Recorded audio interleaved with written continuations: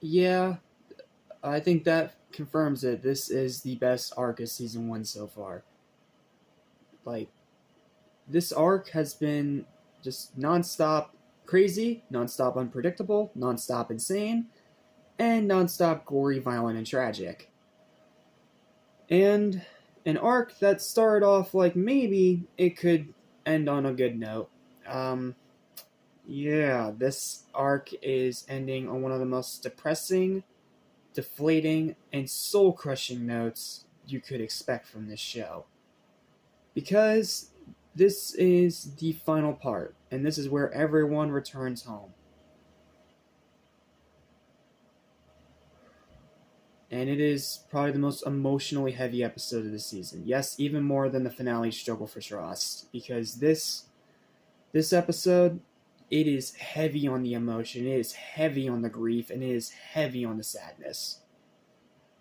So, let's discuss it together, shall we?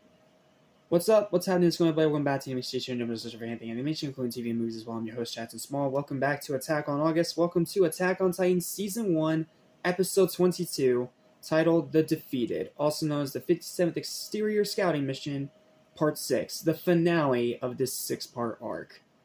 And it doesn't end the way you think it was going to end. You expect like a big grand final battle, but no, this one ends in the most soul-crushing fashion imaginable. And I think that's also what makes it great. Like, this show is so good at showing just how dark and gruesome that it is. So, I'm not going to waste any time with this one. Let's start with the overview. Mikasa and Captain Levi pursue the female Titan, deciding to rescue Eren and join in the retreat. Levi quickly overpowers the female with his insane speed, because Levi's Levi and Levi's a badass, and rescues Eren, though he's injured in the process. The retreating scouts are pursued by Titans, leading them to reluctantly toss the corpses of all the dead bodies from the carriages. Meaning, yes, they had to return home without any of the bodies of the fallen scouts that gave their lives for this mission. Yeah, you can imagine how this affects the regiment. Returning to Kalaneth in bitter defeat, the scouts are later ordered to transport Eren to the capital, where Levi and the scout regiment's overall custody of Eren is revoked. So, yeah, it goes very bad, and now Levi's lost custody of Eren, which means Eren's going to be stuck in prison for a good while, probably. So, yeah, Eren doesn't die. Eren is saved by Levi and Mikasa, and it turns out that I was right in the last episode review when I said that the female Titan probably didn't kill him. It probably just had him in her mouth to take him wherever she needs to take him. And Levi gets to show off how insanely good at his job he is, because he moves at lightning fast speed in his ODM gear and quickly overpowers his female Titan before she even knows what hit her. Even almost cutting its damn jaw off. Because Levi's Levi and Levi's a badass, need I reiterate. So, yep, they save Eren. And the last image we see of the female Titan of this arc is the female Titan in tears against a tree, smoke emanating from it from all the damage, and a lot of cuts and blood. So, yeah, but unfortunately, it's a short-lived victory because everyone's starting to return home to Kalaneth, and as they're returning home, the back few people are being chased by Titans.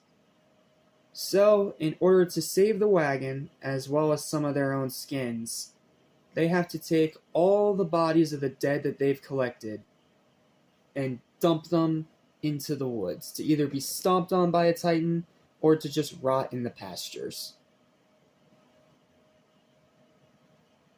Yeah, it's a pretty hard-hitting scene to say the least. Especially when you see Levi look back and see that one of those bodies is Petra's body. Someone that he feels responsible for getting her killed. Like, her death feels like his responsibility. At least to him. But we all know it wasn't his fault. She was just trying to follow orders, and she was just in the wrong place at the wrong time, unfortunately. Again, it sucks they killed Petra off, man. I would have loved to see her survive at least until season 2. But no, she's dead, Oro's dead, Ide's dead, everyone but Levi and Eren's dead. So they return to Kalaneth in defeat. And I'm just going to read the rest of this for itself because it speaks for itself. Eren then wakes up from his dream to see a real Mikasa. He asks about the female titan and the expedition, just to learn that it failed and told to relax.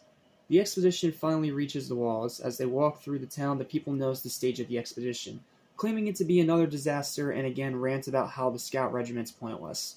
Eren hears their words, and even though he attempts to get up and argue back against it, Mikasa tells him to just bear with it. Eren eventually stands upright, but when he does, he notices two children watching in awe, praising the Scout Regiment soldiers for fighting in spite of all the losses. Just as Eren and Mikasa once did when they were kids, when, they lived in Shiganshina. As they continue walking, Levi is approached by Petra's father, who, not knowing of his daughter's fate, talks to him about a letter she sent stating her desire to devote her all to Levi. Rips my heart out. Petra's father worries about letting his daughter get married, believing she's still young and has a lot of experience for... Levi ignores him with internalized sorrow. Erwin also faces the anger of people who question him and the purpose of the expedition. Seeing this, Eren breaks down crying and Mikasa holds his hand. It is then revealed that while Erwin is summoned to the capital, Eren is to be handed over. In other words, they've probably lost faith in Eren and they're going to execute him. Yeah, I don't know how you can end an episode darker than that. Like, this whole arc started out with some hope, and then from the halfway point onward, it just became a giant failure. And we witnessed firsthand that failure of Commander Erwin and his bad plan. Like, he did not plan for this female titan accordingly, and because of it, his effort is all fruitless, and he just lost a big chunk of the entire regiment. Now, none of the cadets die, no, but they lose their most experienced people, Levi and his squad. Like, Levi survives because he was off doing his own thing. He had to go, on orders, he had to go get more gear. And Eren survives because he's Eren. But Petra, Oro, Ide, dead. All of them dead. Which means I think that the only surviving member that wasn't in the battle is Hanji. And I think that's just because she stayed behind to do science stuff. So yeah, it's a pretty somber end to this six-parter that sets up probably a pretty wild finale. So yeah, that's pretty much the episode. So my final thoughts, well, they read as such. Eren saved from the female titan by Levi and Mikasa, but the entire regiment returns home in soul-crushing defeat. With his entire squad gone, minus Hanji, because she wasn't in the battle, Levi loses his custody of Eren as they return to the capital to face judgment for their actions.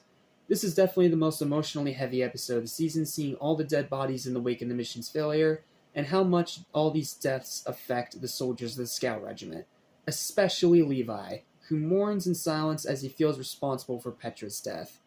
Only one last three-parter remains.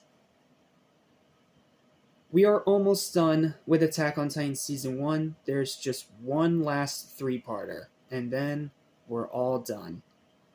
I'm not sure if I'm going to do that three-parter as just one giant review to really make this feel like a big finale, but either way, we have 3 more episodes to cover, and then that's the end until next year. So I want to thank you all for coming with me on this journey. It has been an incredible one, and probably one of the best first-time watches I've had all year. And I'm so happy that I finally got to watch this show, because this show is fantastic, and I highly recommend that you watch it if you've had not already for whatever reason. Final verdict for this episode is going to be an 8 out of 10, and I'll see you guys next time when we conclude it with one last three-parter, known as... what's it called again? I forget. The final three-parter, known as Assault on Stohess.